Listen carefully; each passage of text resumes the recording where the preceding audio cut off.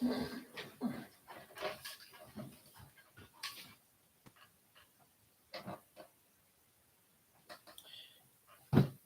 just experimenting with a couple of the things on the YouTube that I've never done before. Going live is one of them. But about 8:15, I was hoping to do a little discussion about. Hey, buddy. Yeah, Mike. I'm just going to wait a couple minutes to see if anybody's interested in hearing this. I've been asked a couple of times by some friends about Bigfoots living in caves. So I thought, you know what, this would be a good discussion to have, and the reasons why.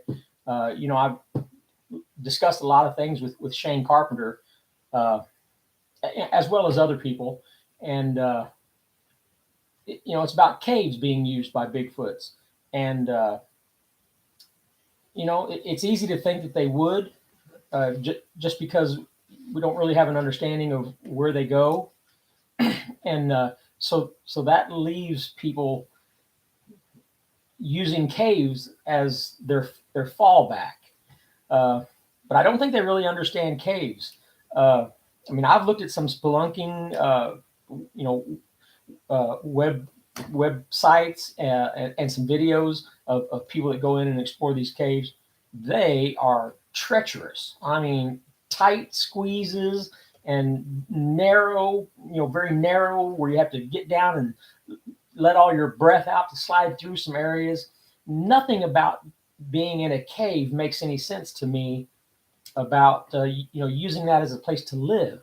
I mean, the only animal that would even use the entrance of a cave, the very first 10 or 12 feet of a cave, would probably be a bear, to den up in there, and have her cubs.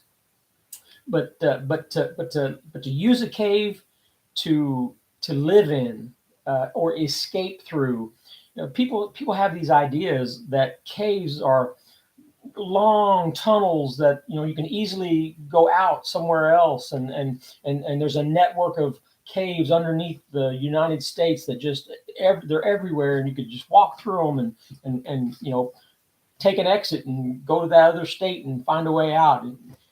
That's very unrealistic. If you ever looked at some videos of caves,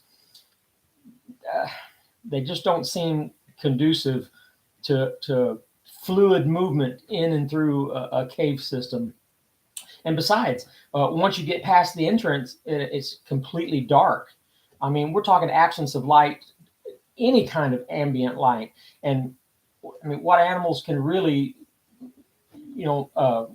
go through the dark? A bat. Certainly, they use the sonar, but still, bats are small. I mean, they don't need much space to fly around, and they are built to hang upside down, and caves are perfect for them.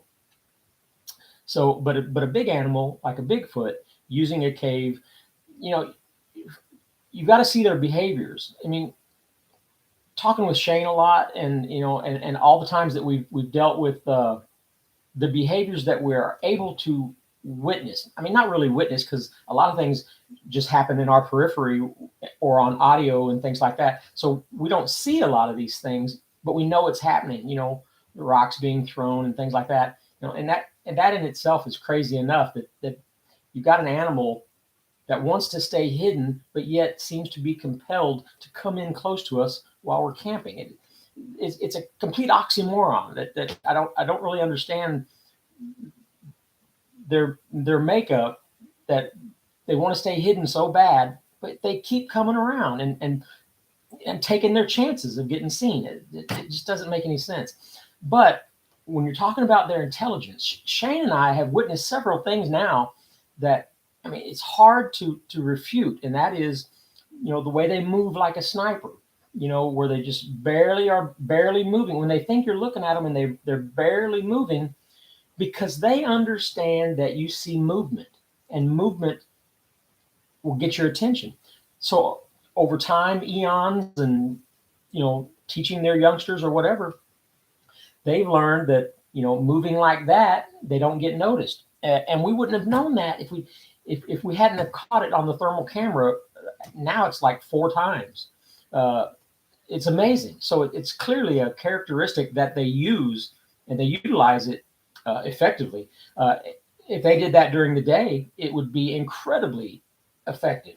So that's probably where they learned it in the daytime, with visibility of everything else, that where they need to move so slowly. Uh, but we haven't seen any behavioral changes because it's dark. They also do it at daytime. So that in itself is interesting. But you're talking about their intelligence, and something in the very beginning, I was sure these were just some type of animal that, it looked like a scary animal, and an animal can, we can beat it. We can beat. We're smarter than this. Over time, I've had to alter my thinking so many times. But these things are so intelligent. I can't imagine that they would use a cave at all, because they seem to be too smart. Not only too smart, but too timid. And I mean, I've witnessed a behavior that of nervousness, of a nervous tick, of just, when Shane was approaching one, and you could just see how nervous it was about what was happening. And the one in my campsite that I saw, it was very nervous about the tent area. So and those were a couple hundred miles apart.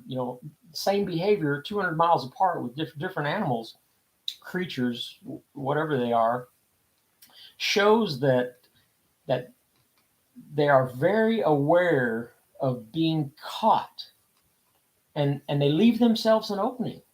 Uh, you know, they and that would be space. They leave themselves space. That seems to be, whatever that range is, 30 yards, 50 yards, 100 yards. I mean, it changes at times. Sometimes at night, when we're in the tents, it's much closer, because they've already observed us, and we're no longer out and about. So I think their comfort range is much closer at night when we're not moving around. But during the day, it seems to be much further, like 50 yards to 100 yards. So they're just too smart to use caves, because caves would allow them to get caught. They would be holed up in a cave with no way out, and all it takes is somebody going into the entrance, and they're caught. They're just too smart for that. They've always been too smart for that. But for some reason, people think caves, it's the only thing that makes sense, because their mind has to find an answer. But the answer has always been there, and that is the tree knocks. The tree knocks happen all the time. The only reason they're doing a tree knock is to communicate with another of their family, species, whatever. When one does a tree knock, it's doing it specifically to notify another one of something. So, and we're noticing when they happen is when we come into an area and when we leave an area. And we're picking these up on recorder. Specific time stretches, say like 30 minutes after we leave, you hear a nice solid tree knock. It's almost clear that is what's happening, that they are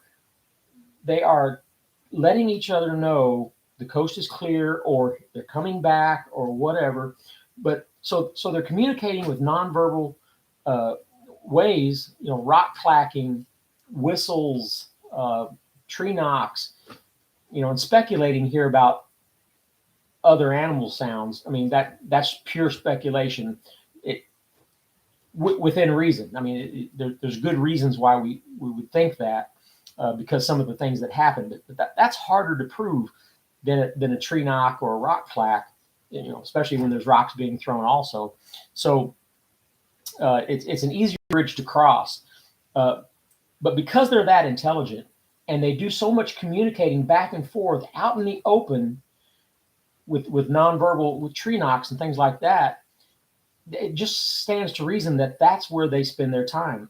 That's where they would nap, on the sides of ridges, up on ridges, even in fields, because in brush piles and briar patches and things like that. Those things have been reported forever. Now, I just read a report on the BFRO, in Missouri, where some hunters were walking early morning, and one hopped up in some deep grass and took off running up into some woods. So clearly, it was probably sleeping or napping or whatever. And so you get enough of those reports saying that they're napping out in the open, and then you have that backed up with tree knocks going back and forth, the way they communicate with each other. They're just not going to use a cave. I mean, I don't. I'm trying not to sound arrogant, because this is after 20 years of having all these things happen, and having to formulate in your head behaviors that that we kind of have answers to. And so using a cave just doesn't fit what they've shown so far. They'll climb a tree, and you'd think, well, they can get caught in a tree. Well, I've also read a report where one jumped 40 feet out off of a water tower and hit the ground running. So I'm not sure they're as worried about dropping from a high height and hitting the ground running as they would be you blocking the only way out of a cave. So that makes a lot of sense to me. I didn't want this talk to go on very long, but I've had a few people send me messages saying, out there at the 400, if you can't find them, just find a cave. Like that's going to be all the answers. All the answers is you find a cave, and that's where they're going to be living. Well, the neighbor has a nice big cave, and no Bigfoots live in that. So I've seen that cave. Shane hasn't seen it yet, but I've seen it. So I think we can take that off the table at this point. Let's go ahead and move on to the next good questions. But I appreciate people sending me questions. I like thinking about it. I like thinking about a lot of things, as long as it's about Bigfoot. But I'm going to go ahead and shut this off. And I appreciate you guys showing up. I hope you enjoyed this discussion about caves and what I think about it.